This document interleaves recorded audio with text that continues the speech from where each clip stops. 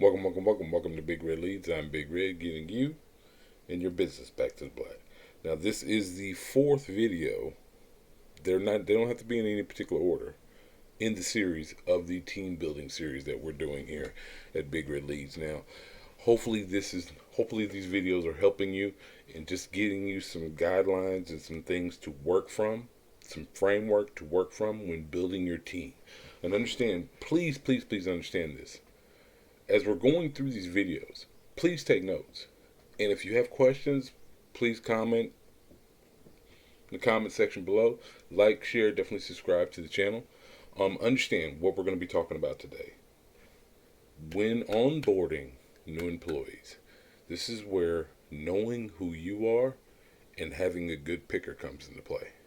We're talking about having a good picker and being multifaceted, and we're going to talk about some of your roles as the leader and the founder, owner of this particular company, or just even in your friendship. Because what we're talking about today, you'll know some of these things, but you might not catch it just in the activity of hiring and bringing new people on and into your organization. So, first and foremost, let's talk about what people need and what people deserve and the difference between the two. When you bring in new employees, understand their productivity is not going to be where you would like it to be. You have to give them a little bit of grace period. Now, I believe in this philosophy. As quickly as you hire should be as quick as you let go. As quick as you hire people, it should be the same method when you let people go. You know, if you've been in any type of leadership role, and trust me, if you're an owner, I'm pretty sure you have some experience in this space. You know people's habits. You know people who are truly interested in being here. If they're not interested in being here, it's going to show in their responses. It's going to show in their body language. It's going to show in lots of several different scenarios that are going to naturally pop up at the gig. Like, if you have to tell your employees that, hey, I'm gonna need you guys to work. We're gonna need to work on Saturday, and the response of people like, Saturday? Oh, what time do we have to be there? When you start breaking and just asking basic questions or expressing, this is where being clear from the beginning in what the expectations of this particular job entitles. Up front, there's no surprises. There are no surprises. Now, when we're talking about, understand, there's two things that a new employee should be involved in. That's activity and productivity. Please understand, their productivity is not going to be where you would like it to be from the beginning. Even if they're experienced at whatever, let's say you're hiring sales staff. But here's the kicker. You can make up for productivity with serious activity. If you don't have the skills yet, they can make up for it in activity. Continuing to practice, continuing to demo, continuing to train, continuing to work on the things and the basics of whatever it is that your business does. Whether it's selling, greeting people who come through. Let's say you got a restaurant. Greeting people. The more people they talk to, who are they selling to? How many customers are they bringing in? Continuous customers. And understand, all this is taking place. They're learning on the job. On the job. Now, this is where you as the leader have to be patient and kind. You have to be understanding, and you have to be a well-rounded communicator. You've been clear from the beginning of what the expectations of the job are. Now, you also have to be an owner of time. You want real steps in their progression in reasonable time. Now, whatever that is for you and your company, that's totally up to you. For me, it's about a week and a half, 2 weeks. I can see whether or not a person is going to work out. If their attitude's in the right place, and understand, I care about people. I'm a natural observer of people. So I'm a good study when it comes to reading people. Because obviously, when you first meet them, let's say you are doing the interview, this is just you making contact. You're not building rapport. You're not. You're just making contact. Once you have them in the building, or whether you're doing it virtually or whatever it is that you do, however, speaking to them on a daily basis. We don't call them pep rallies in the morning. Um, a lot of my sales staff, they're sprinkled across the country, so I'm up pretty early. Understand, my day starts about 7 o'clock. So as soon as I get home, I'm at it. 7 a.m. We have a 10-minute, 15-minute call where we just jumpstart, set goals for the day.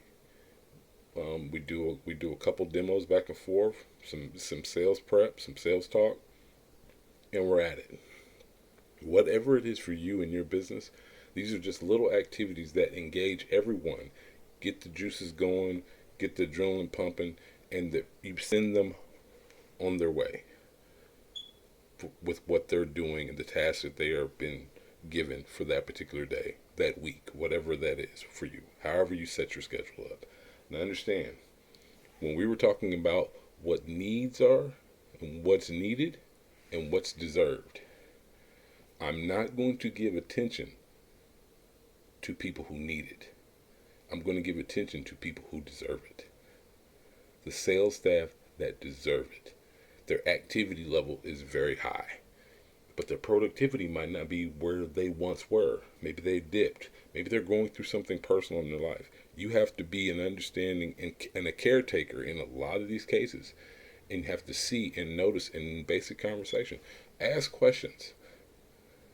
This is how you really, like, once people understand that you truly care about them and their well-being and their goals is what matters to you.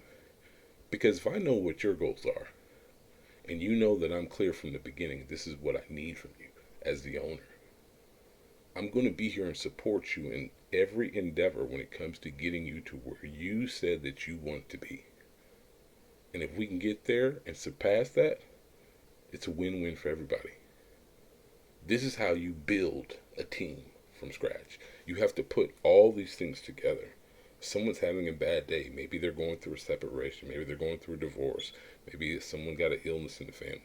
You know it in the communication because you're asking questions. Ask questions up front. You should not be the person talking. Same in sales. I'm going to give you a quick sales lesson. When you are on a sales call or doing a demo in front of a client or a customer, this is a little quick sales tip.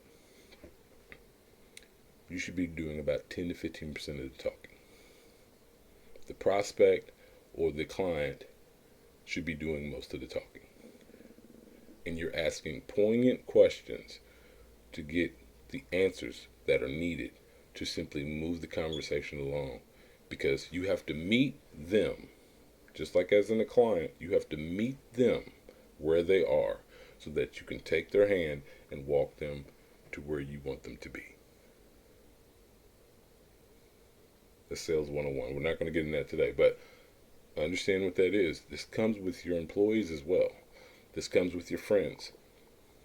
If they really trust and believe in you, that you really care, they will open up and let you know what's really going on.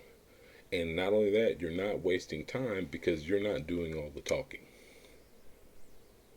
Because if you've had any similar experiences, if you've been through any of the things that this particular person is experiencing, you can speak to that. And you have something else to bond on. Okay? Now, understand, with all that being said, here's where a lot of entrepreneurs have a very hard time with this. Truly caring. Truly caring. Because you're going to have moments where the paperwork wasn't sent out on a contract or a mistake was made. When you're angry, you're upset. Understand, You need to think about the positive things that this person brings to the table before you lash out. Because you can't lash out at your employees. You can't lash out at your friends. You can't lash out at your family. Because once you said something and it flies out, you can't get that back. You cannot get that back. So I want you to keep that in mind. Just because you're an owner does not mean that you just own. This is when you are getting your business chugging along. And once you have the proper team in place, understand this is where the let's do it together mentality comes into play. Someone's struggling with something, maybe a report, maybe some sales issues, getting some ads together, whatever it is that they're doing in your company. If they're struggling with it, help them. Jump in and say, let's do it together. Let us. That is the role of a leader. A boss will just sit there and dictate to you. I've seen it too many times in too many businesses that me and my team have gone in, worked with the company, and we see too many people being bosses and not enough leaders. Let's just be honest. Most people want to dictate and, pointing the finger, criticizing, lashing out, disrespecting, talking crazy to their employees. This is not a winning formula whatsoever. At the beginning, you're going to have turnover. You're going to have turnover. But once you have your team established and they all come together and we're all working as one, let's be successful together. I know what your goals are. You know what my goals are for the company. Let's go win together. This is a part of creating a winning formula. This is a part of building an excellent team. A team that's built for success. So, with that being said, like, share, definitely subscribe to the channel. Like I said, this is part 4. I don't really put them in order. They're just put up and you can watch them. You got any questions, hit me at bigrelease@gmail. Like, share, definitely subscribe to the channel. Hit the notification button to get more of this information.